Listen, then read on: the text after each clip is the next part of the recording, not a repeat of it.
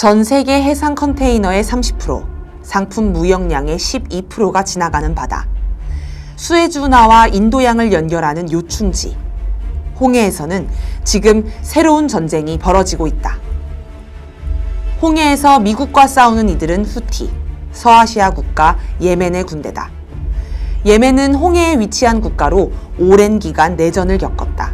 2023년 8년간의 긴 싸움 끝에 미국과 사우디의 지원을 받고 있던 하디 정부를 몰아낸 안사르 알라 정부가 현재 예멘을 통치하고 있다.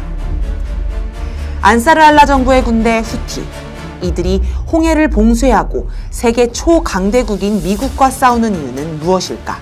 예멘의 지도자 압둘 말리크 알 후티는 연설을 통해 홍해에서 싸우는 이유에 대해 밝혔다. 미국은 밤낮으로 가자 지구에서 어린이와 여성을 죽이는 시온주의 범죄를 후원한다. 미국인은 우리가 협박, 침략 또는 폭격으로 바꿀 수 없는 믿음의 위치에 있다는 것을 이해해야 한다며 예멘이 테러리즘의 어머니, 그 뿌리, 폭정의 근원인 이스라엘, 미국, 영국의 직접 대결의 큰 영광이라고 말했다. 미국은 후티의 전력을 폄훼하며 일개 테러 집단처럼 이야기하지만 실제로 후티는 미국의 첨단 드론 MQ-9을 격추하고 극초음속 미사일 시험에도 성공하는 등 상당한 군사력을 가진 것으로 보인다.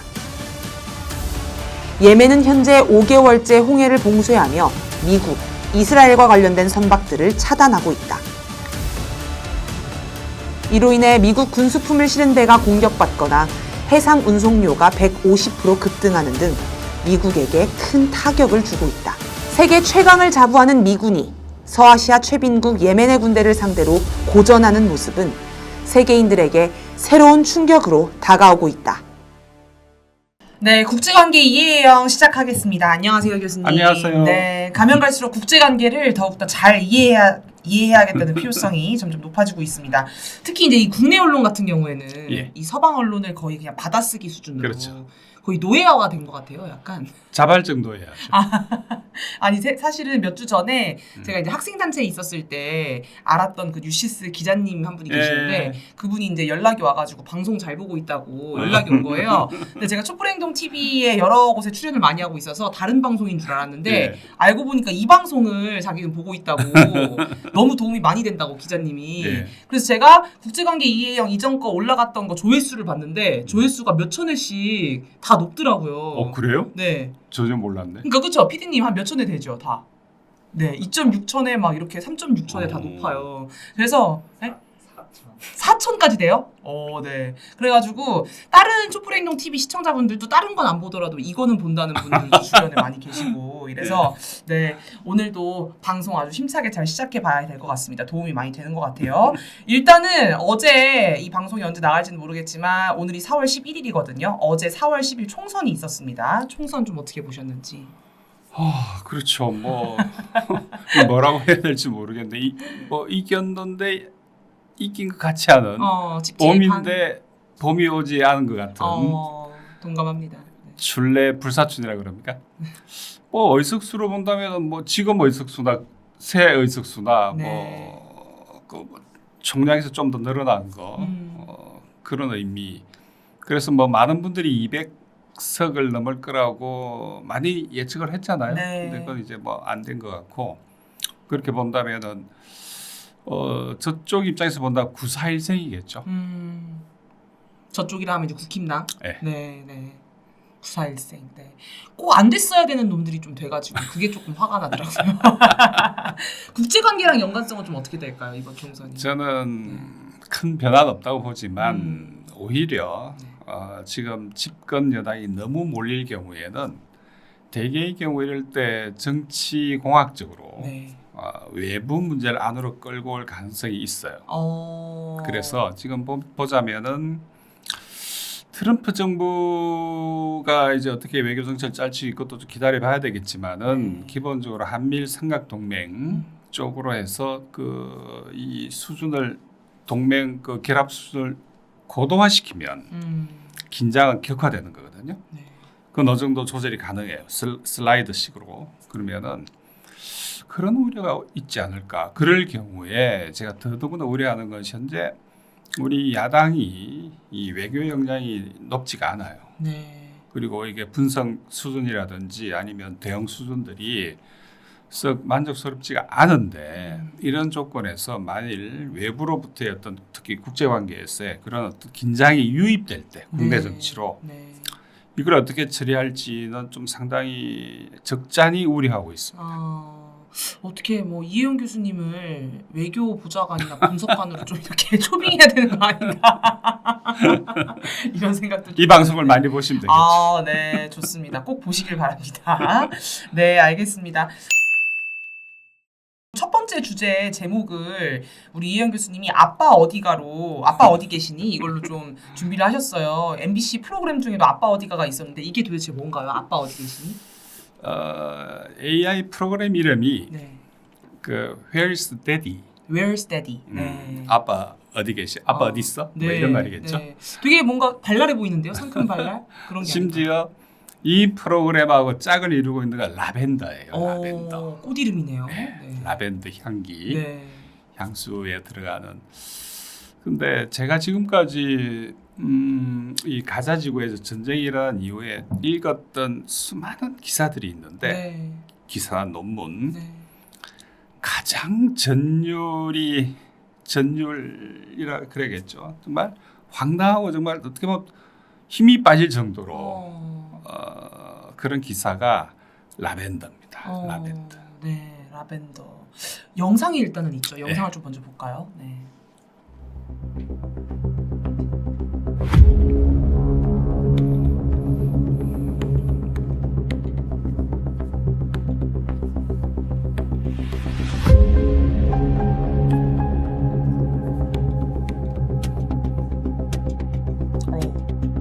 지금 집을 폭격하고 있네요. 네.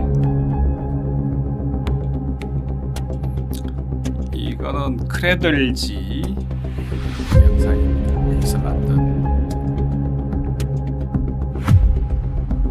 어우.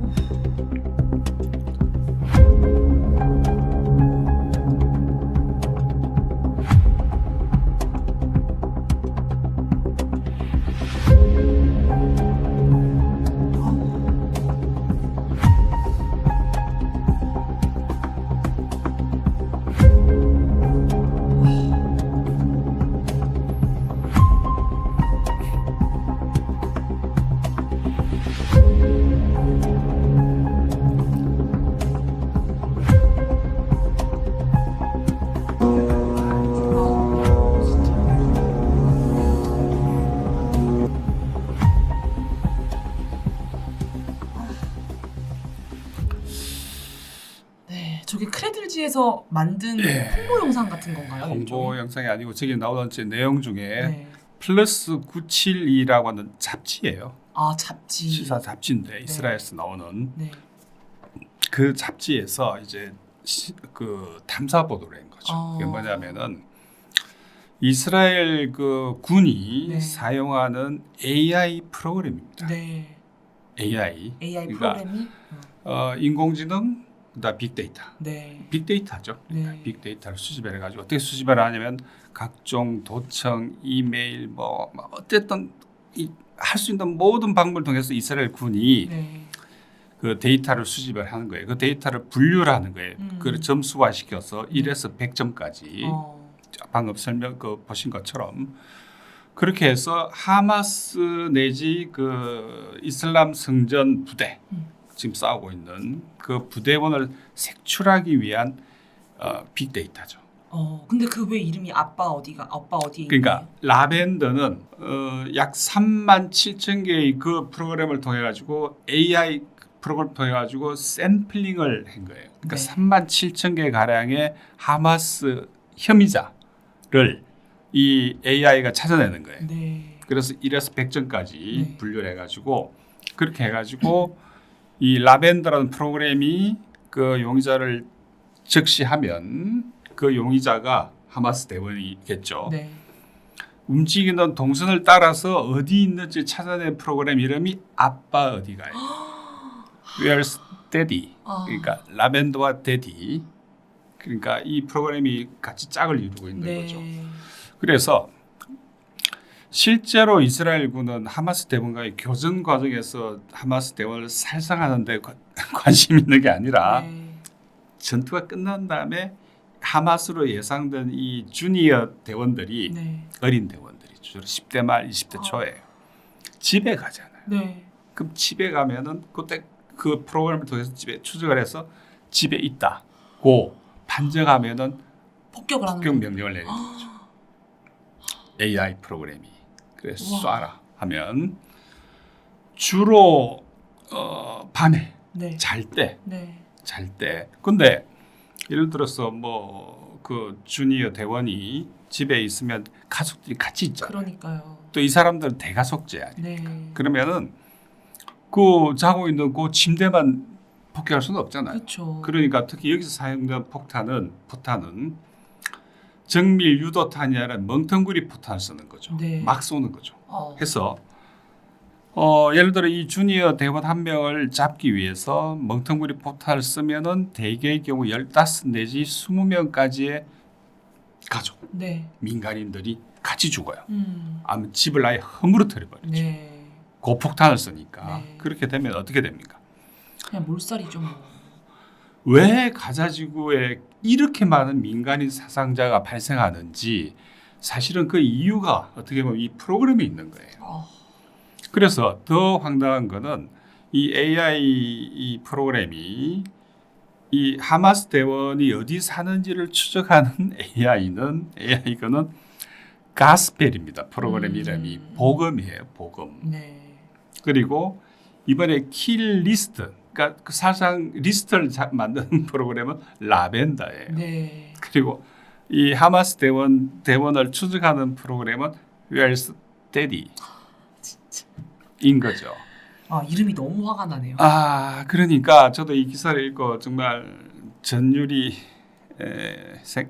들었는데, 그런데 주니어 대원은 이 이스라엘 군은 한 명 잡는데 15대에서 최소 15명, 그래서 20명의 민간인들이 같이 죽어도 좋다. 그걸 소위 말하는 뭐 우리 영화 제목도 있지 않습니까? Collateral Damage, 그러니까 부수적 피해라고 계산한 것도 부수적 피해도 계산 공식이 있어요, 실은. 그 이상 넘어가면 이건 전범입니다. 그러니까 예를 들어 한 명 잡기 위해서 적을 한 명 살상하기 위해서 민간인 한 명이 죽었다? 이거는 안 되는 거예요. 그런데 이스라엘 군은 군정보기관은 지금 하급 주니어 대원은 15에서 20명의 민간인을 같이 죽여도 좋다고 계산하는 거예요. 이 프로그램은 전범행위죠. 그 다음에 지휘관급이 되면 뭐 소대장, 대대장, 연대장 있을 거 아닙니까? 이거는 100명의 민간인이 같이 죽어도 좋다고 보는 거예요. 그러니까 건물 자체를 무너뜨려 버리는 거예요. 건물 자체를. 그러면은 그 안에 수십 명, 혹은 기본적으로 수백 명이 죽어도 이 프로그램 상으로는 문제가 없는 거예요. 이 프로그램, 이 AI 상으로는. 그러니까 조금 우리가 비유를 하자면은 과거에 나치들이 지클론 배, 그러니까 그 살충제죠. 통해 가지고 이렇게 유대인들을 죽이다 도저히 안 되니까 생산성이 떨어지니까 소위 말해서 일종의 산업 공정 절차를 이제 이 제노사이드, 사람 죽이는데 처음 적용한 게 나치들이잖아요. 그렇게 해가지고 뭐 100만이 넘는 훨씬 많은 인구를 죽이다 안 되니까, 총알로 안 되니까, 목 졸라 죽이고 안 되니까 대량 생산이 아니라 대량 학살이죠. 그걸 산업화 시킨 게 나치들인데, 그때 대상이었던 유대인들은 지금, 유대인 전부 다 아니에요, 물론. 여기 이스라엘 군에서는 지금 하는 방법이 죽이다 안 되니까 이제는 AI를 동원해 가지고 나치들이 좌절한 그 자리에서 출발해서 그야말로 악의 평범성이 아니라 악의 비범성으로 악을 완성시키고 있는 거예요. 올 지금 4월 달까지 지금 민간인 죽은 지금 약 4만 명이 넘습니다. 그러니까 매립돼 있는 아직 못 구한 시신들이 한 8,000구가 넘으니까, 그럼 지금 현재 3만 4천 정도거든요. 4월 초 현재. 그리고 부상자 뭐 7, 8만이고 그렇게 된다면 만일 최소 15 주니어 대원 한 명 잡는데 15명의 민간인 부수적 피해를 계산한다면은 하마스 대원이 대략 4만 명이에요. 네. 전전에 추정이 되었는데 지금은 리스트 앞한 게 3만 7천이잖아요. 저 3만 7천 명을 다 죽이려면 민간인도 함께 포함시킨다면 한 80만, 90만 명을 죽여야 곱하기 된다. 25를 해야 된다는 거잖아요. 그러니까 80만 명, 90만 명을 죽여야지 전체가 다. 하마스 대원 4만 명 가량이 전부 전멸된다는 이야기거든요. 근데 지금 가자지구 인구가 230만 명이에요. 네. 230만 명 가운데 지금 약 4만 명이 죽었다 치면은 아직은 1%면 2만 3천 아직 2% 정도가 안 돼요. 네. 근데 지금 저 AI에 따르면 약 50% 죽여야지 하마스가 없어진다는 이야기거든요. 네. 그런데 지금까지 여러 가지 다른 자료로 우리가 확인해 볼 수 있는 거는 이스라엘이 하마스 빼고 다 죽였다 하는 거거든요. 하마스 빼고. 그냥 진짜 민간인만 죽은 거네요. 저 프로그램을 최첨단이라고 해가지고 지금 최첨단 인공지능을 이용해서 이제 사람 죽이는 대직을 쓰고 있는 거예요. 야. 그래도 지금 비판하는 거죠. 탐사 보도니까. 네, 좀 비판하는 거죠. 이 말이 안 되는 짓을 하고 있는 거예요. 네. 왜 민간인들이 저렇게 많이 죽는지 네. 거기에 대해서 그 이유 내지 원인이 사실은 이 AI에 있는 게 아니냐 네. 하는 합리적 의심을 해볼 수 있는 거죠. 야, 정말 가자 지구에 있는 팔레스타인 주민들이 진짜 항전의 자세를 가질 수밖에 없네요. 그런데 과거에 이건 다른 차원의 이야기인데 네. 테러리스트 한 명, 이른바 네. 스방이 이야기하는 테러리스트 한 명을 죽이면 새로운 테러리스트가 6명 생긴다는 조사가 있거든요. 네네네. 그러면은 설사 지금 하마스가 또 뭐 상당히 피해를 입었죠. 당연히. 그건 이스라엘도 마찬가지입니다. 이스라엘도 엄청난 피해를 입었어요. 근데 안 밝히고 있는 거죠.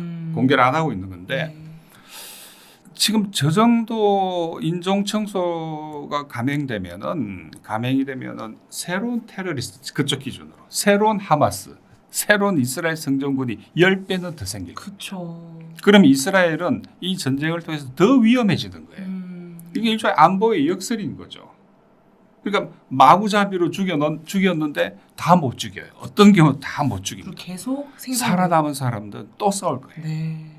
이게 영원히 도돌이표예요. 네. 그러니까 저게 AI를 도입해가지고 잘했다고 지금 만든 장본인이 영국 가디언지가 추적을 해서 밝혔는데 한번 보여주시죠. 네. 저기 YS 브리가디에 제너럴 준장입니다. 그러니까 이스라엘 군 특수부대 네. 비밀 정보부죠, 일종의 8200 부대의 사령관이에요. 네. 이 사람 이름이 YS인데 이제 저 밑에 지금 사진이 떴네요. 저 사람인가요? 그렇죠, 저 사람인데 아니 비밀정보부 사령관이 얼굴이 노출되고 이름이 본명이 밝혀지고 어디 사는지도 나와버렸어요. 이걸 가디언지가 지금 폭로를 한 거군요. 가디언지가 추적을 한 거예요. 이게 왜 그러냐면 이 YS가 저 책을 썼거든요. 그래서 그게 아마존에 팔아요 지금. 그래서 휴먼 머신 팀 해가 인간과 기계가 팀을 이루어 가지고 시너지를 이뤄서 새로운 전쟁 방법을 혁명적으로 발전시켰다는 이야기인데 근데 저 사람이 쓴 책의 속표지에 자기가 누구이고 어디 사는지 지금 갈릴리 호숫가 아름다운 호숫가에 살고 있다고 자기가 밝혀놓은 거예요. 너무 자랑을 하고 싶었나 봐요. 그거를 가디언 기자들이 네. 저 일종의 디지털 지문을 추적을 한 거예요. 네. 그래서 본명하고 요시 사리엘이라는 본명하고 네. 사진까지 공개를 해버린 거예요.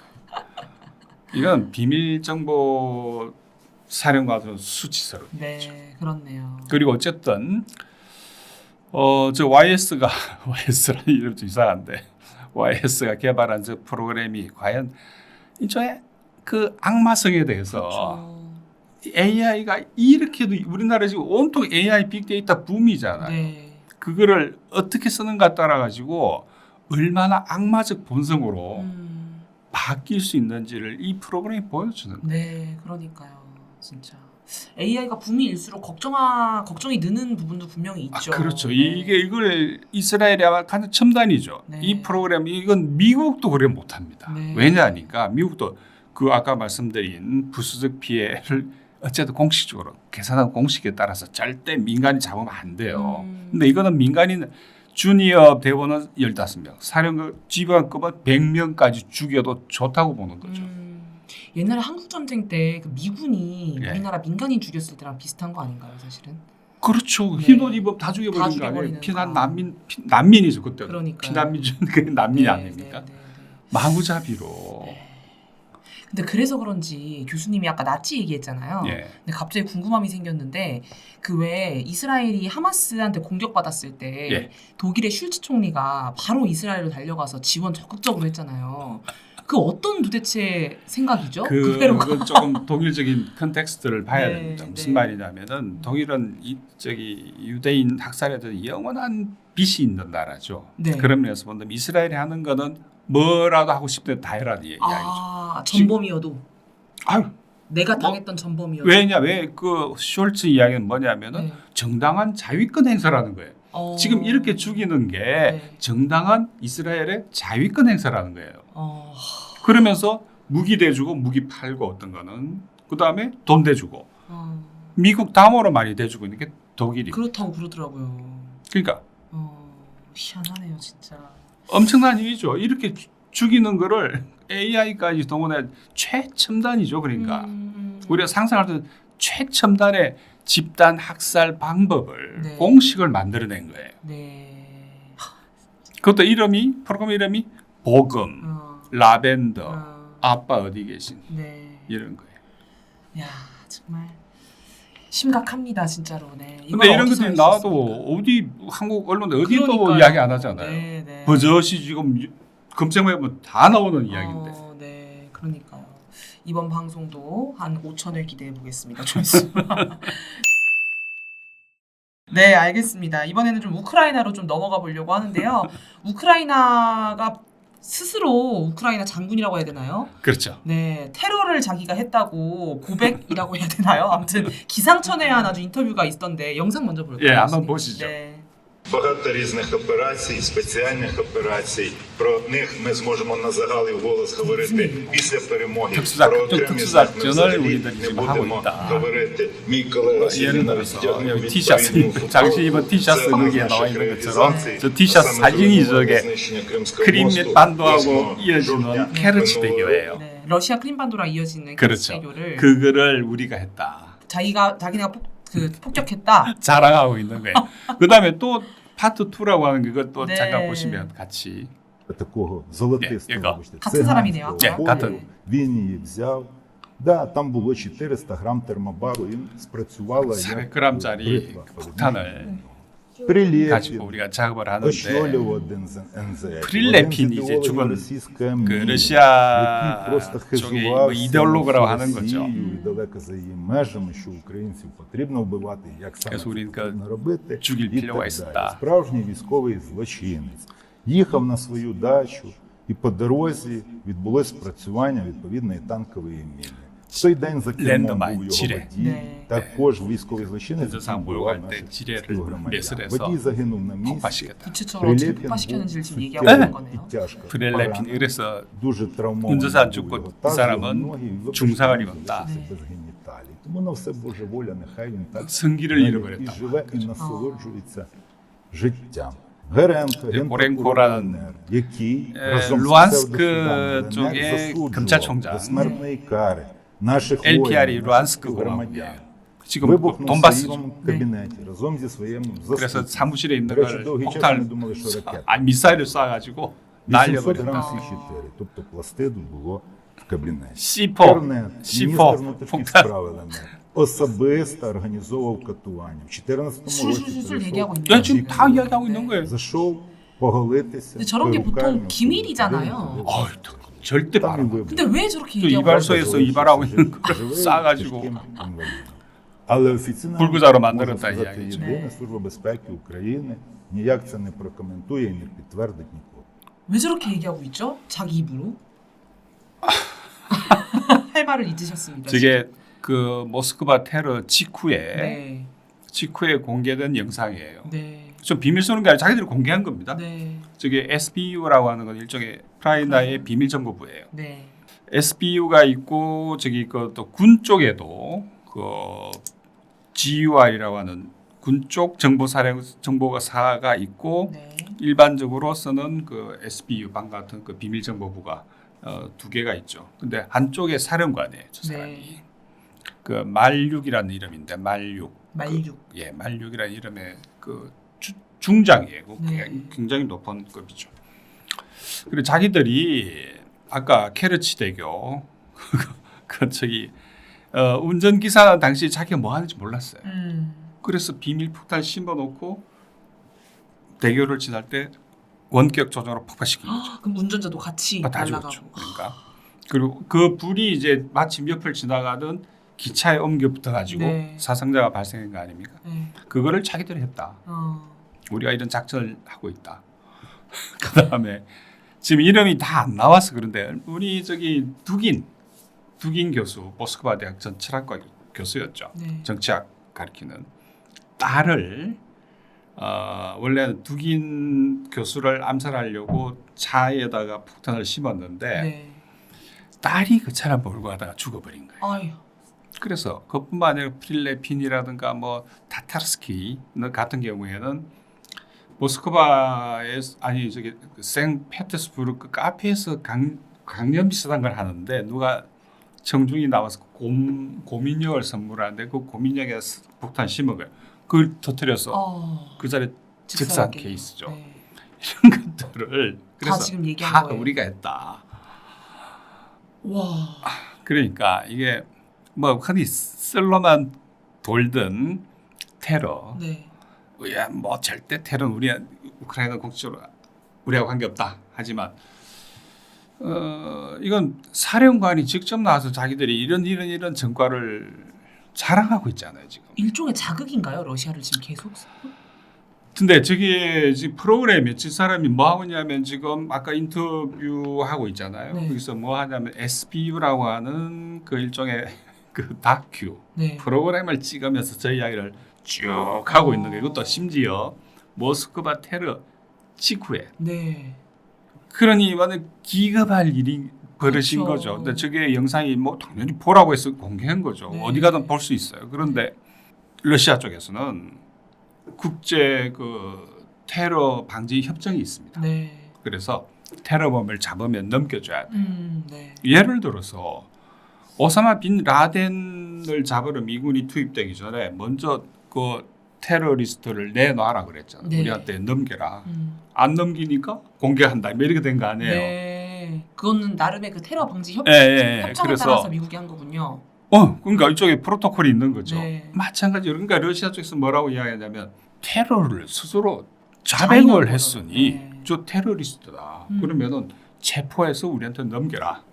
그 공식 러시아 외무부가 공식 요청을 했어요. 네. 우크라이나에 네. 국제 테러 방지 협정에 따라서 저 테러리스트를 잡아서 그 부하들까지 우리한테 넘겨라. 네. 이제 이렇게 된 거죠. 네. 물론 당연히 넘길 가능성 제로죠. 그러니까 이게 여러 분석가들도 왜 저런 이야기를 하냐. 그러니까요. 왜? 네. 이게 아주 미스테리가 돼 버린 그러니까요. 거죠. 마치 자랑하듯이. 네. 뭐 일각의 여러 가지 의견이지. 일각은 자기들이 이렇게 열심히 싸우고 있고 하는 걸 서방 쪽에 과시하고 동시에 뭐 저기 우리가 절대 지지 않는다는 거를 이제 과시하기 위해서라는 이야기도 하고 네. 그에 뭐 여러 가지 이야기들이 추측이 있겠지만 네. 상식적으로는 도무지 이해가 안 되는 안 되죠. 그런 일이 벌어진 거죠. 그런데 또 하나 황당한 거는 4월 초에 영국의 더 타임즈라고 하는 뭐 굉장히 오래된 신문이지만 요즘 좀 질이 떨어지는 네. 신문에서는 또 그 우크라이나의 가장 강력한 국가기구가 뭐냐면 국가안보 및 국방위원회입니다. 네. 안보 국방위원회가 있어요. 뭐 미국으로 치면 NSC 같은 건데 그 산하에 가짜 정보 방지 센터라고 있습니다. 네. 이것도 일종의 비밀 정보부예요, 일종의. 여기 그 국장이 나와가지고 두 타임즈하고 인터뷰를 해요. 네. 그 내용이 뭐냐면은 그것도 마침 모스크바 테러 이후에 뭐라고 하냐면은 우리가 저기 러시아는 200개 가량 되는 소수민족 국가로 이루어진 다민족 국가 아닙니까? 네. 그래서 우리는 이번에 테러리스트 타지키스탄 출신이니까 타지키스탄 이쪽하고 러시아가 인종 분쟁이 발생하는 걸 우리들은 조장하고 그걸 만들어내기 우리한테 매우 이익이다. 하면 당연히 해요. 네. 그래서 우리는 뭐 이런 걸 최대한 활용할 거고, 그리고 우리가 어떻게 심리전을 펴는지 예를 들어서 자기들이 자기 이야기입니다. 그 인터뷰 내용이 텔레그램 채널에 잠입을 해가지고 러시아 텔레그램 네. 채널 들어가서 인종 간의 갈등을 조장을 한다는 거죠. 예를 들어서 이번에 테러리스트 같은 경우에 뭐 귀가 잘렸니, 얻어맞았니, 네. 치료 과정에 가혹행위가 있었니 이런 이야기를 러시아 채널 그 텔레그램 채널에 들어가서 타지키스탄 사람하고 러시아하고 갈등을 인종 분쟁을 조장한다는 거죠. 일부러. 그걸 우크라이나 그 정보 네. 군인이 와서 그걸 얘기한 거예요. 그쪽에 그 국장이 네. 직접 더 타임즈에다가 인터뷰를 그렇게 밝히는 거예요. 그러면은 타지키스탄을 이야기하고 그다음 체첸 사람들하고 러시아 곳곳에 체첸 사람들이 있으니까 이 사람들하고 그 갈등을 조장하고 네. 인종 분쟁을 네. 그다음에 타지키스탄하고 또 체첸 또 조장하고 네. 둘이 연결돼 있거든요. 그럼 너희들이 했다는 거 아니냐? 아니 들하고 누구든지 합리적으로 의심해 볼 수 있는 네, 거거든요. 그러니까요. 너희들이 그렇게 잘 알고 있네. 네. 어떻게? 그걸 이 사람은 국장은 사이업, 그러니까 영어로 사이업 하면 심리전을 사이업이라 그러거든요. 그걸 우리 그런 심리전을 하고 있다. 자기들은 그 사나이 약 50명의 비밀 정보를 가지고 있는데 이 사람들이 이런 가짜 정보를 엄청나게 텔레그램에 퍼뜨린다는 거예요. 네. 그게 우리 작전이라고 하는 그 네. 내용이죠. 작전 내용이. 그러면은 누가 봐도 말씀드린 것처럼 그건 모스크바 테러는 너희들이 한 거 아니냐. 그러니까요. 우크라이나가 배후라는 게 점점 짙어지고 있잖아요, 사실. 그러니까. 그러니까 지금 전에도 말씀드린 것처럼 지금 이 테러 사건이 하나의 좀 분수령 같은 건데 어쨌든 테러리스트들이 테러 이후에 무기는 버리고 하얀색 르노 자동차를 타고 네. 우크라이나 국경으로 이동했다는 건 이거는 누가 뭐래도 부인할 수 없는 사실이에요. 네. 이건 팩트예요. 네. 그러면서 지금 전에도 말씀드린 것처럼 이들이 가지고 있는 모든 핸드폰, 휴대전화를 저기 러시아 쪽이 다 흡수했잖아요. 네. 그걸 버린 거를 또 다 그걸 다시 더 포렌식을 해가지고 이 휴대폰을 버려야 아무 소용 없어요. 전혀 소용 없는 일이에요. 근데 네. 불태워도 흔적은 남아 있어. 그걸 뒤져가지고 이 중에 한 명이 가지고 있었던 사진들 이런 것들이 다 나오는 거예요. 거기서 일부가. 그러니까 이동하면서 전화로 네, 다 감청하면서 사실은 갔잖아요. 전화로 이렇게 어디로 네. 어디가 비어 있다. 네. 네? 국경이 지금 전시의 국경이 어디가 쉽겠어요. 넘어가는 게. 네. 근데 어디 가면 누가 나올 거라고 이야기했겠죠. 그리고 이 사람들이 테러리스트들이 말하는 바에 따르면은 뭐라고 이야기하냐면 우리는 넘어가서 키예프에 가서 네. 키이우 가면 나머지 돈 100만 루블 다시 돈을 다 받기로 했다. 이런 걸 이야기 다 하는 거예요. 그게야. 그런데 이런 상황인데 그러니까 타지키스탄 인종하고 사람들하고 이게 러시아하고 이간질을 해가지고 하는 게 우리 심리전이다 이야기해버리면 이건 황당한 이야기가 돼버리는 거죠. 아니 알겠는데 왜 그걸 얘기를 하는 아니 거죠? 그걸 왜 이야기를 하냐는 거예요. 그러니까 아까 말육이라고 하는 SBU 사령관 네. 하고 그다음에 이게 그 심리전 국장이 하는 말이 왜 이야기를 하냐는 거예요. 왜? 그렇죠. 그리고 더 재미난 거는 우리 그 한번 그 보여주시죠. 네. 이 돈이 어디서 왔는지 이 부리스마라는 그 우크라이나 가스 회사예요. 네. 그게 저 헌트 바이든이 이제 지금은 떠났는데 4월달에 그만뒀어요. 네. 그러니까 이 여기 이사예요. 바이든 아들 아닙니까? 네, 그렇네요. 그러니까 저기에 또 그 이사 중에 한 명은 전직 폴란드 대통령도 있고 네. 그다음에 또 이사 중에 한 명은 CIA 요원도 있고 네. 그러니까 이걸 왜 러시아 쪽에서 이런 자료를 만드냐면 이 돈이 부리스마를 거쳐서 네. 그 계좌를 통해서 나갔다는 거예요. 그래서 그러면서. 헌터 바이든이 줬다는 건가요, 지금? 모르죠. 아. 어쨌든 헌터 바이든이 어쨌든 간 연관이 4월 되어 달까지 있다. 아. 이사로 있던 이 부리스마라는 우크라이나의 공기업이죠, 일종의 네. 그 가스 회사를 계좌를 통해서 돈이 들어와서 그 네. 돈이 테러리스트한테 갔다고 러시아 수사 당국에서 이제 주장을 하는 거예요. 네. 모르죠, 뭐 100% 맞는지 어쨌든 네. 전혀 터무니없이 뭐 조작된 증거는 아닌 것 같은데. 그리고 동시에 뭐라고 이야기를 하냐면 러시아 수사 당국에서는 네. 나토의 그 오피셜 음. 나토에 일하는 고위 공직자들도 연관이 돼 있다는 이야기를 하는 거거든요. 네. 하여지간에 저 부리스마를 통해서 돈이 테러리스트한테 넘어가고 하는 것들이 일단 그 정도는 추적이 됐다는 이야기죠. 네. 그렇게 본다면은 어떻게 보든지 간에 이 테러리스트 자기가 뭐 이 사람들은 엄격히 ISIS K의 요원인지 그 중에 테러리스트 한 명의 형이 아이시스 대원인 거는 확인이 돼요. 네. 그런데 전부 다가 그러면 아이시스 대원이냐? 그건 또 다른 문제죠. 네. 어쨌든 근데 이 아이시스 K 호라산 쪽이 어쨌든 마지막에 그러니까 도구들이죠. 써서 네.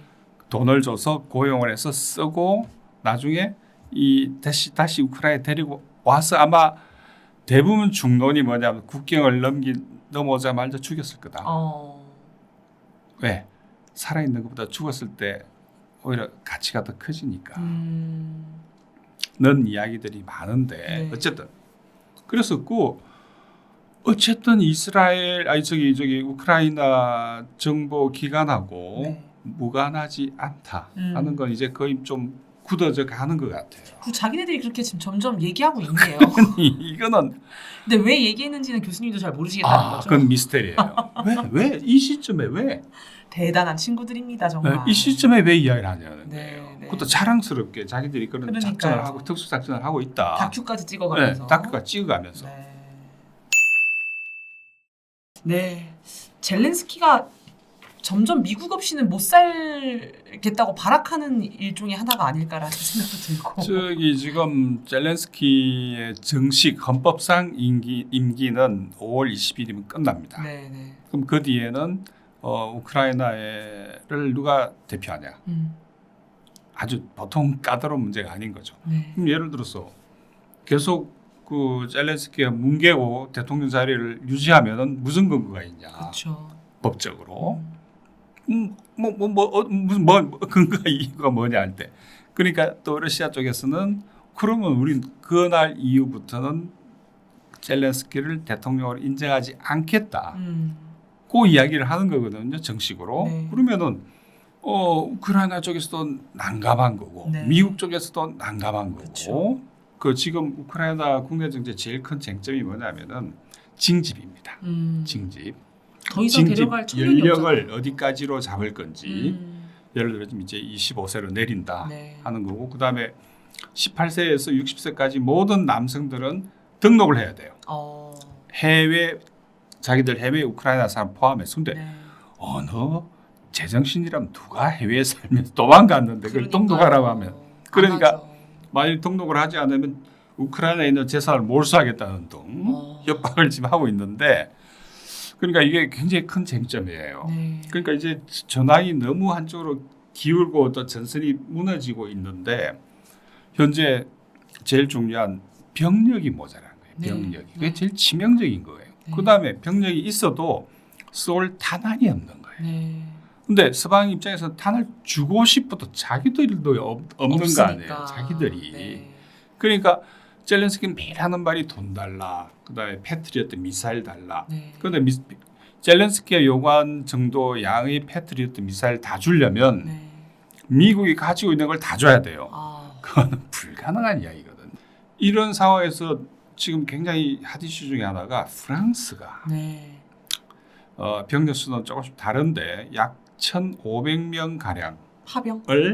오데사 쪽에 파병해서 오데사 방어에 나서겠다 이렇게 나오고 있는데 그 보내는 부대가 19세기에 나폴레옹이 러시아를 침공할 때 데리고 갔던 보병 연대를 그 이름을 계속 내려오는 거니까 거기를 데리고 가겠다는 거예요.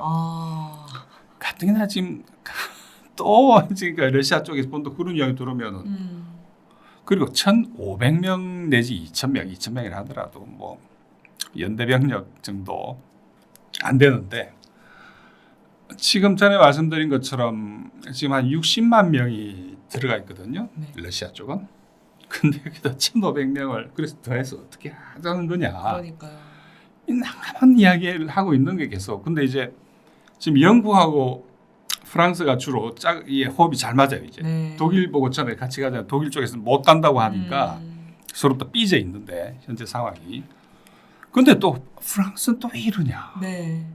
프랑스는 전에 잠깐 말씀드린 것처럼 프랑스 같은 경우에는 이제 이른바 프랑스 외교의 특성이 그렇습니다. 어떻게든 미국과 좀 거리를 둬서 유럽은 자기가 어떻게 해볼 거라고 자기가 주인으로 그래서 그걸 전략적 자율성이라 불러요. 그 사람들은. 근데 그 배경에는 예를 들어 지금 프랑스 식민주의가 아직 건재하단 말이죠. 아프리카에는. 네.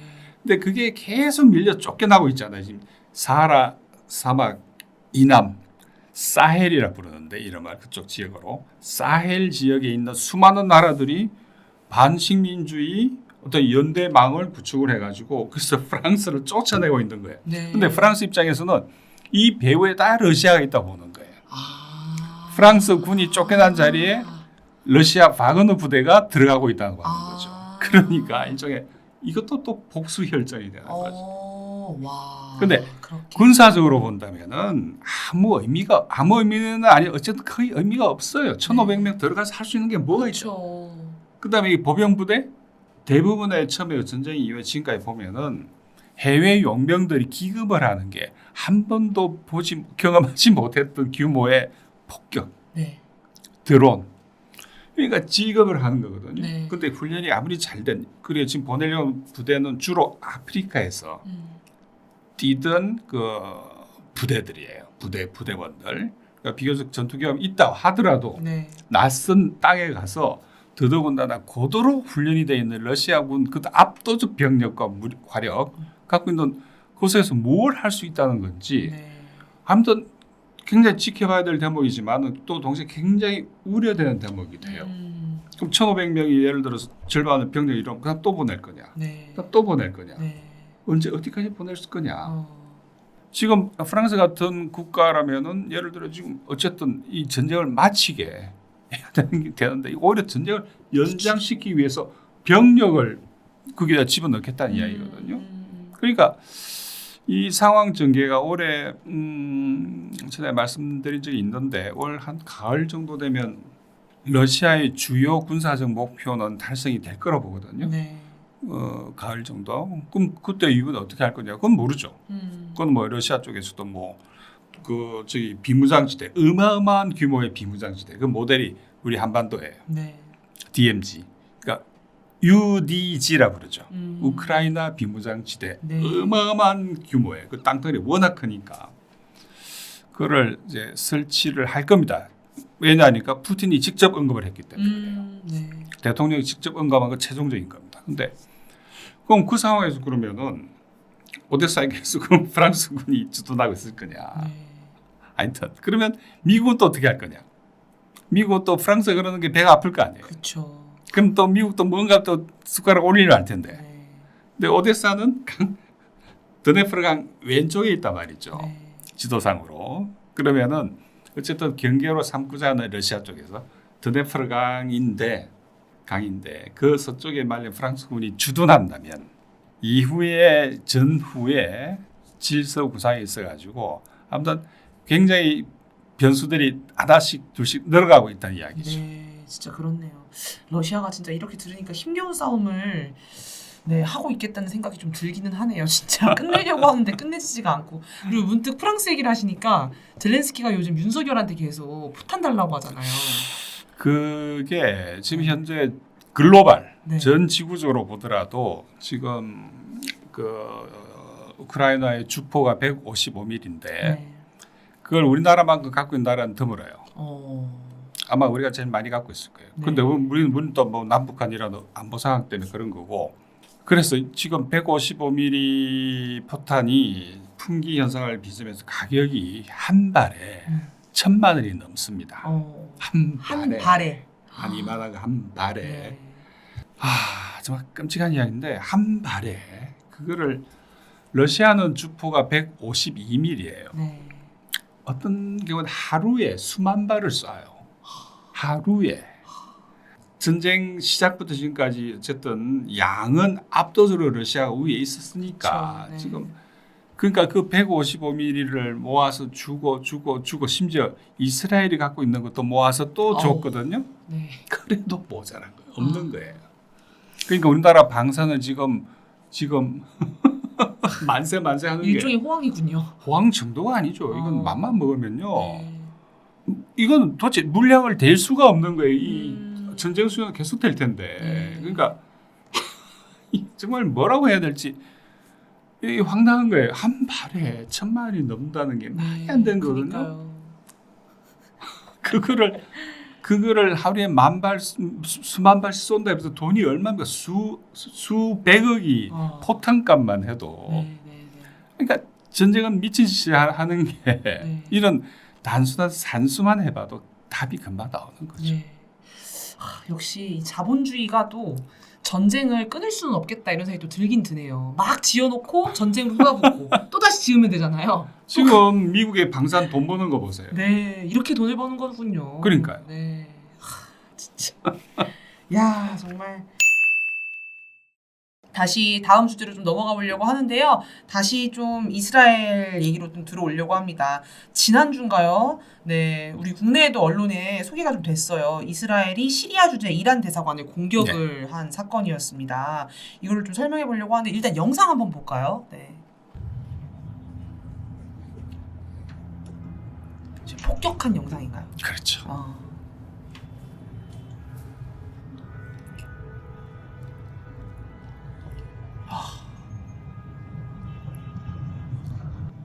네. 뭐 아직도 이스라엘이 공식적으로는 네. 자기들이 했다고 이야기는 하지 않죠. 네. 하지만 그건 뭐 물어보나 마나 이야기고. 그런데 이제 저 당시에 약 7명의 이란 고위 장교, 네. 그 중에 한 명은 이란 혁명수비대 네. IRGC라고. 고령이던데요, 굉장히.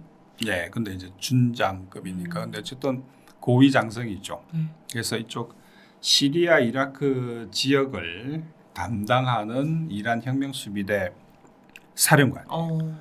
그다음 또 한 명의 장군, 그다음에 몇 명의 총 7명의 고위 장교들이 네. 저기에 있는 거를 쏴서 지금 다 폭사시킨 거죠. 네. 근데 이제 이거는 올 1월에 있었던 그 케르만 살레이마니 추모 행사에 또 자살 폭탄을 집어넣어서 100수십 명이 죽고 다치는 그 두 번째 대규모 테러죠. 네. 왜냐니까 전시에도 제정신이라면은 그 상대국 공간에 폭격하지 않습니다. 그렇죠. 테러리스트가 아니면 네.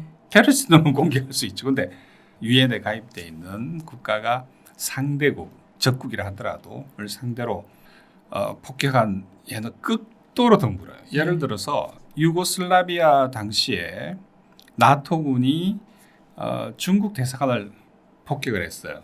그래서 외교관이 2명 죽고 그랬죠. 근데 그때도 즉각 클린턴이 나와가지고 미안하다, 오폭이었다 하고 그 가족들 뭐 다 보상해 줄게.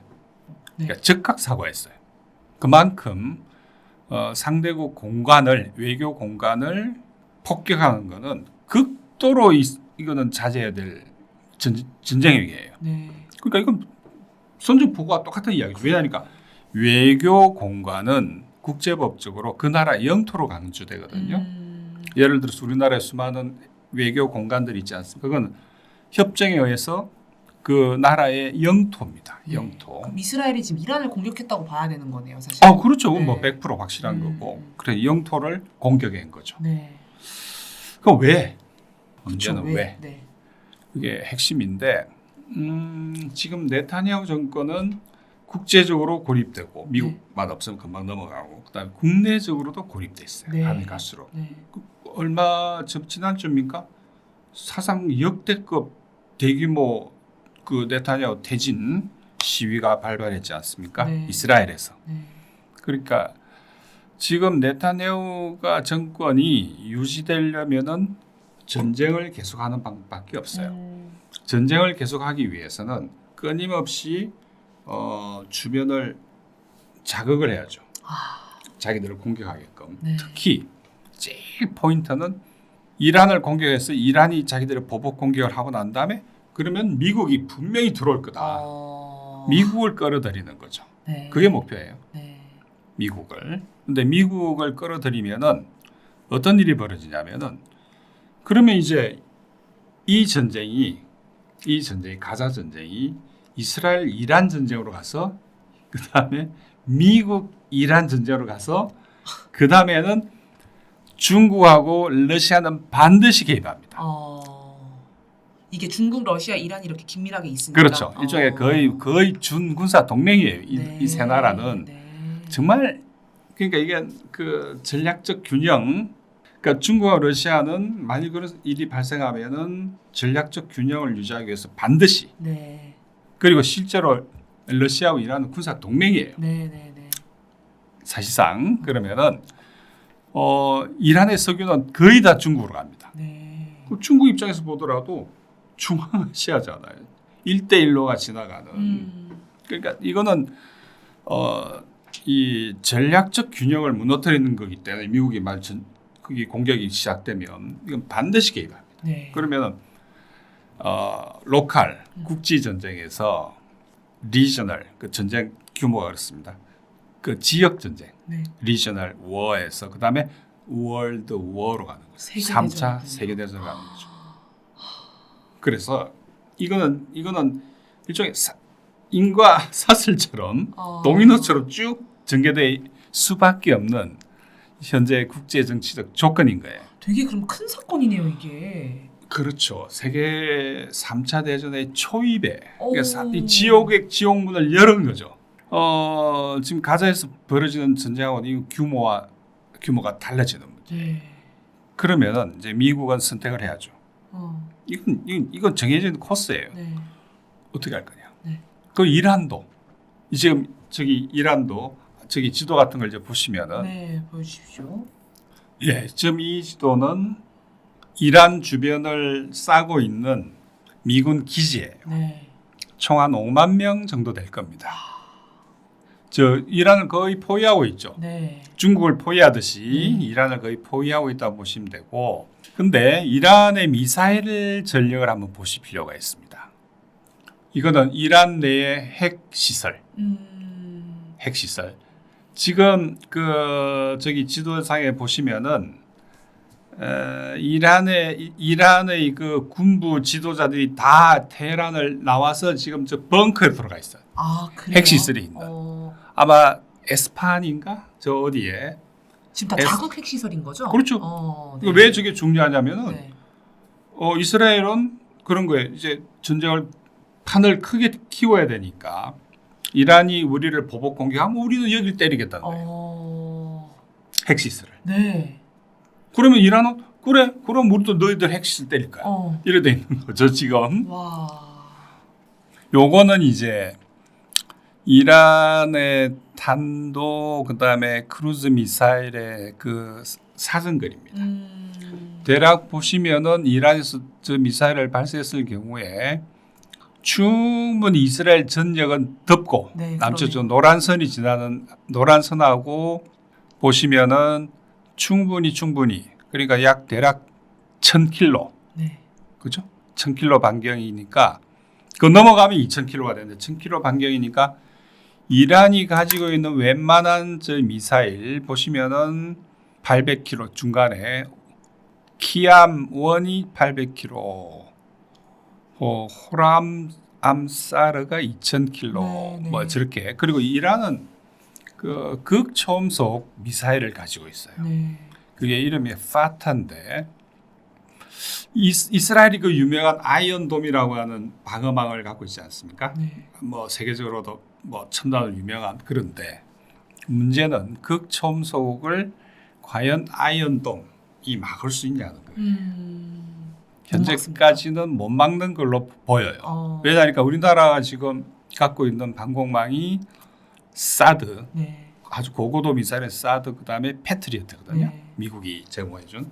근데 우크라이나 전쟁 경우에 보면 패트리어트가 러시아 킨잘 극초음속 미사일 못 막아요. 네.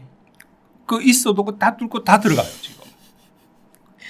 극초음속 미사일은. 네. 그리고 이 말은 뭐냐면은 그 이스라엘은 핵을 갖고 있습니다. 네. 하지만 이스라엘이 극초음속 미사일은 없어요. 네. 미국도 없고 네. 한국도 없고. 네. 그런데 극초음속 미사일을 갖고 있는 나라는 제일 많이 갖고 있는 나라는 러시아입니다. 압도적으로. 네. 대량 생산하고 있으니까. 네. 그다음 중국. 네. 그다음에 이란. 네. 이란은 아마 뭐 러시아 기술 지원이 있을 수도 있어요. 네. 그다음에 북한. 네. 그다음에 최근에 성공한 예멘. 오. 예멘. 아, 후티군. 네. 이런 다 미국 싫어하는 나라들이잖아요. 그러니 이스라엘도 아이언돔이라고는 아주 좋은 아주 훌륭한 대공망을 갖고 있지만 이게 과연 극초음속을 방어할 수 있을지는 다른 문제죠. 예를 들어 우크라이나 사례를 보면 우크라이나에 있는 패트리어트 3 네. 제일 그 높은 수준의 고도화된 수준의 패트리어트 3가 있어도 킨자리 뚫고 다 들어가니까 극초음속이. 네. 근데 이란이 갖고 있는 극초음속 미사일도 아마 기술 제휴했으면 러시아 뭐 기술 비슷할 테니까. 네. 근데 우리 같은 경우에 지금 북쪽에서 이제 극초음속 미사일을 단거리, 중거리 지금 다 성공하고 있어요. 네. 그러니까 우리 쪽 입장에서 본다면 특히 정말 이건 보통 문제가 아닌 거예요. 네. 말은 못하고 있지만 네. 그런 상황인데 저 사거리를 보시면 아시겠지만 충분히 극초음속 미사일 그 반경 안에 다 들어와 있어요. 지금 이스라엘은. 네. 이런 상황이라는 걸 우선 말씀을 드릴 수 있고 그다음에 이 사람들의 홍보 영상을 한번 보시죠. 네. 이란 쪽의 프로파간다 영상입니다.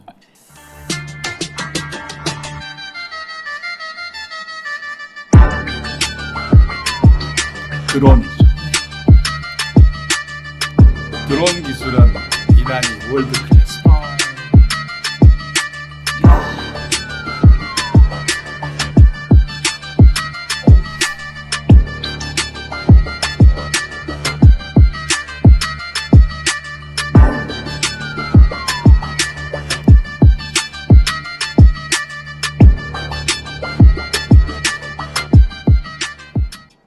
네. 네, 그러니까 물론 이거 홍보 영상이니까 그래도 좀 멋있네요.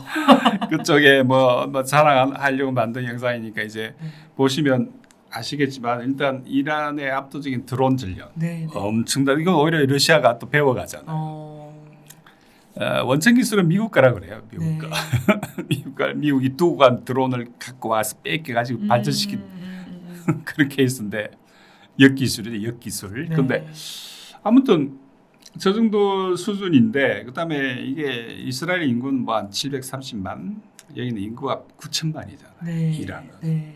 그다음에 이란은 지금 제가 보기에 당장 그리도 떨어져 있고 당장 뭐 쳐들어가고 이런 개념이 아니에요. 여기도 천천히 개구리 삶듯이 예? 소모전? 천천히 그러니까 지금 쭉 깔아놓은 전략적 자산들이 예를 들어 그 안사랄라 후티부터 네. 가자도 있고 그다음에 헤즈볼라도 있고 네.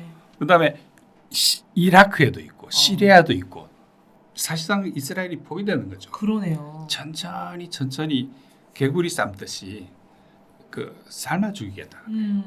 그러니 헐레벌떡 화가 나서 뛰어가고 해서 이스라엘이 원하는 것처럼 안 할 거로 전 봐요. 네. 안 할 거로. 네. 그다음에 이건 세계 대전의 위험이 너무 커요. 리스크가. 네. 그럼 미국도 마찬가지예요. 미국이 그럼 지금 세계 대전을 치를 준비가 돼 있냐?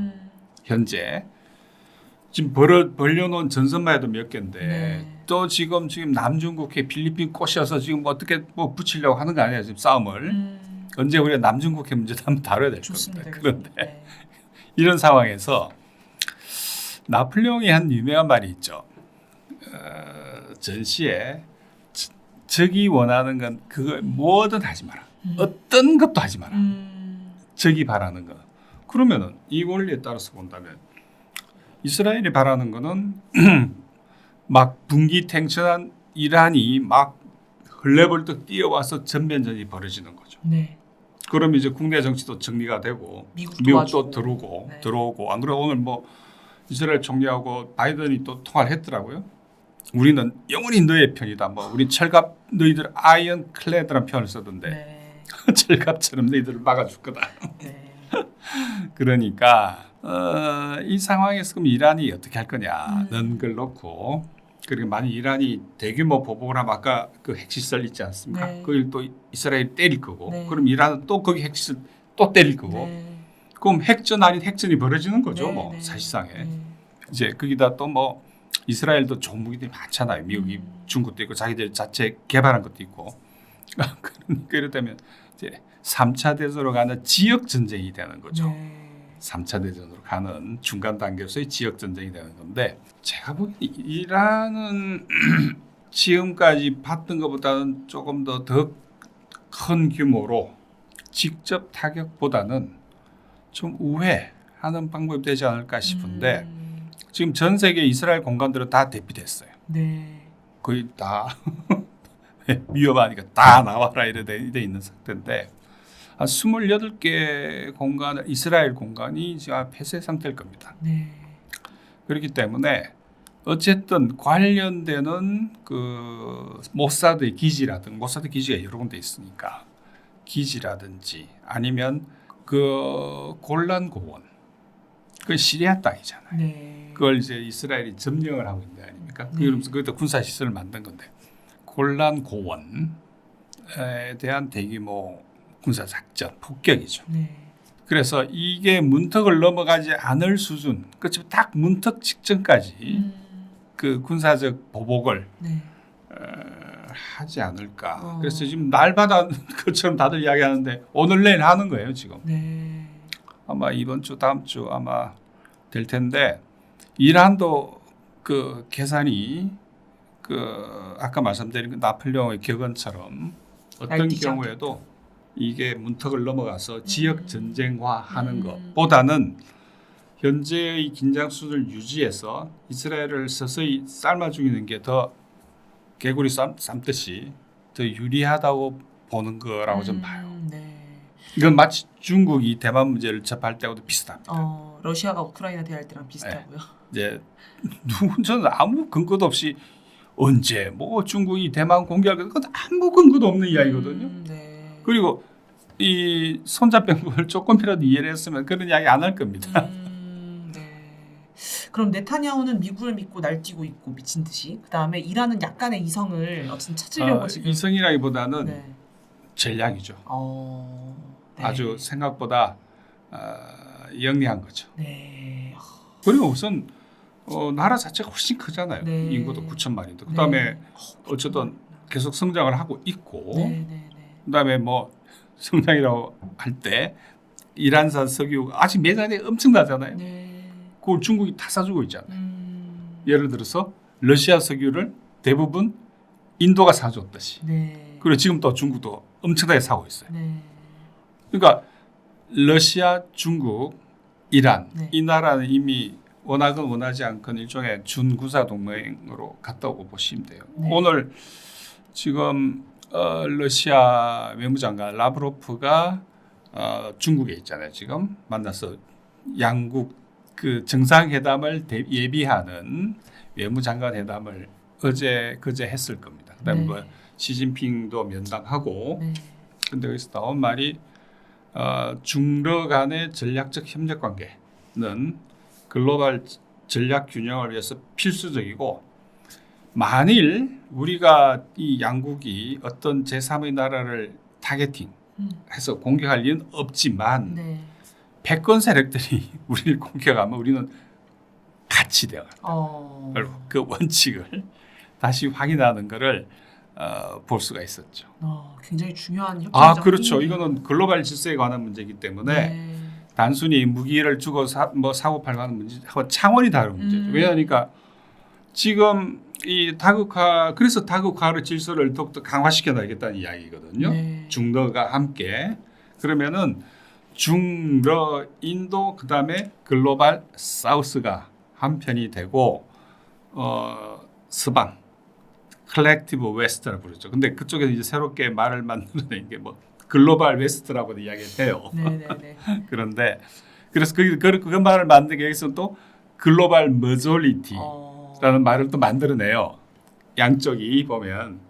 그래서 어쨌든 중러를 핵심 군사적인 정치 군사적인 그 뭐랄까요 뭐 첨두라 그럴까?로 하는 글로벌 머저리티, 글로벌 다수가 이제 만들어지는 거죠.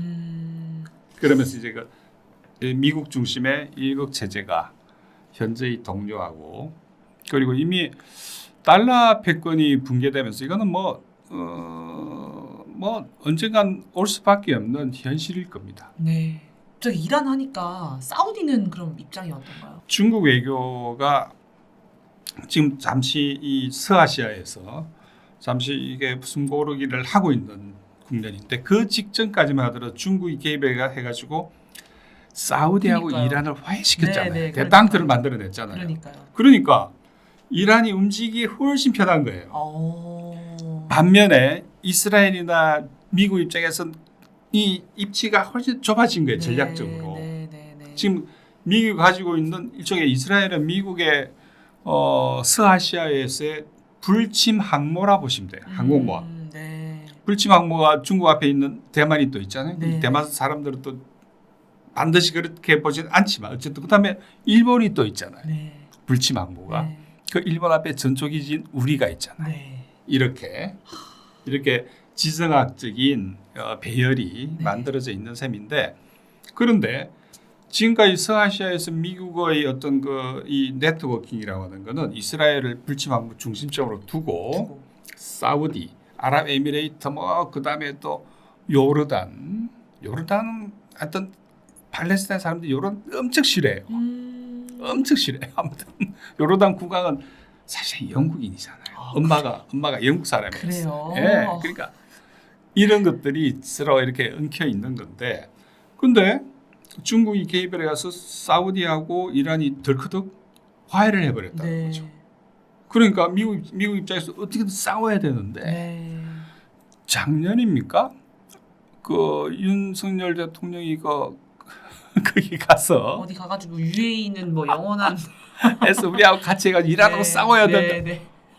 지금 아랍에미레이트하고 저기 이란도 화해 국면 들어서 서로 협조하고 있는데 거기 가서 우리의 공통의 적이 하니까 야 이거 안 보실 정말 심각하다. 이걸 봐야 합니다. 세상 돌아가는 걸 이렇게 모르니 정말. 계속 헛발질을 하게 되는 거예요. 외교적으로 얼마나 위험합니까? 그러니까요. 그런 말들이 대통령이 그 말하는 건 우리 외교 노선이 그렇다는 이야기인데 이건 이란 입장에서 보면 뭐야 이래 되는 거예요. 이거는. 가뜩이나 지금 이란하고 북한의 관계가 또 좋잖아요. 그러니까요. 전통적으로. 그런데 거기 가서 그 말을 해버리면 어떻게 됩니까? 그래서 이게 전체 이제 전략적 지형을 봐야 돼요. 개별적 사건이 아니라 큰 흐름과 이 네트워킹 그다음에 구조가 어떻게 바뀌어가는지 그 핵심인데 서아시아 지역에 말씀드린 것처럼 중국이 개입을 해가지고 주선을 했죠. 뭐 일종의 중계를 해가지고 양대 큰 나라가 일종의 대땅트를 하고 그 옆에 붙어있는 조그만 나라들도 따라같이 대땅트 분위기로 가는데 저기 가자 전쟁이 터진 거 아닙니까? 그러니까 그래도 사우디 입장에서는 뭐 이것도 좋고 이란하고 화해하는 것도 좋고 나중에 이스라엘하고 또 화해하는 것도 좋고 그런데 워낙 가자 전쟁 때 서아시아에서의 아랍 민중들의 분위기가 극악하게 안 좋거든요. 이스라엘에 대해서 반이스라엘 감정이. 그러니까 사우디도 말을 못 하고 있는 거예요 지금. 하고 싶어도 못 하는 거예요. 너무 여론이 안 좋으니까 그런 상황인 거죠. 그러면서 브릭스라는 네. 브릭스라는 일종의 네트워킹이죠, 국제. 그걸 통해서 이란도 사우디도 다 가입했잖아요. 브릭스에. 그리고 브릭스에 가입함으로써 사우디 같은 경우에는 페트로 달러 대신에 다른 대안이 생긴 거예요. 페트로 위안이라 불러도 되고 뭐 페트로 루블 아니 뭐 루블 안 해도 러시아도 뭐 석이 많으니까 어쨌든 그러니 중국이라도 미국보다 오히려 더 많은 수요를 가진 고객이 페트로 위안 해줄게 하는데 뭐 이래도 좋고 저래도 좋고 사우디 입장에서는 네. 그러니까 굳이 이 판에 끼어서 전쟁할 이유도 없고 그러니까 그 직전에 또 이쪽에 예멘하고 화해도 했잖아요. 휴전도 했잖아요. 원래 사우디가 주도해가지고 예멘하고 전쟁을 한 거예요. 이게. 네. 그리고 당연히 뒤에는 미국, 영국이 줄 서 있는 거고. 그렇죠. 심지어 그 어디입니까? 알카에다까지. 제가 말씀드린 것 알카에다는 미국의 전략 자산이거든요. 그러니까요. 네. 아이시스랑 같이 다 해서. 같이 끼어가지고 전쟁하다가 이제 휴전을 한 거거든요. 그 전쟁을 버텨낸 게 지금 예멘입니다. 그냥 이게 샌달 신고 다니는 그런 뭐 터반 맨 그런 거로 보시면 안 됩니다. 중속 미사일이 있는 후치군. 네. 정규구매도 지금 수십만이 무장하고 있어요. 네. 그러니까 지금까지 홍해에서 금방 끝날 것 같은데 안 끝나죠. 그러니까요. 계속 서로 쏘고 네. 있잖아요. 지금도. 네, 아우 재밌습니다. 좋습니다. 네, 오늘 방송에서 왠지 남극이랑 북극 빼고는 다 나라를 훑은 것 같아요, 저희가. 네, 문득 들으면서 약간 브릭스랑 나토 이렇게 좀 비교해가지고 나중에 좀 배워도 좀 좋을 것 같다는 생각이 좀 들고요. 본격 저의 사신 방송입니다. 네, 오늘도 국제관계의 압축적인 이 관계를 이 전쟁으로 보통 드러나잖아요. 예전에 그렇죠. 교수님이 그렇게 말씀하신 것 같은데 이 관계를 공정한 안목으로 좀 다뤄봤습니다. 교수님 오늘 방송 여기까지 해도 괜찮을까요? 네, 알겠습니다. 교수님 고생 많으셨습니다. 안녕히 계세요. 감사합니다. 감사합니다.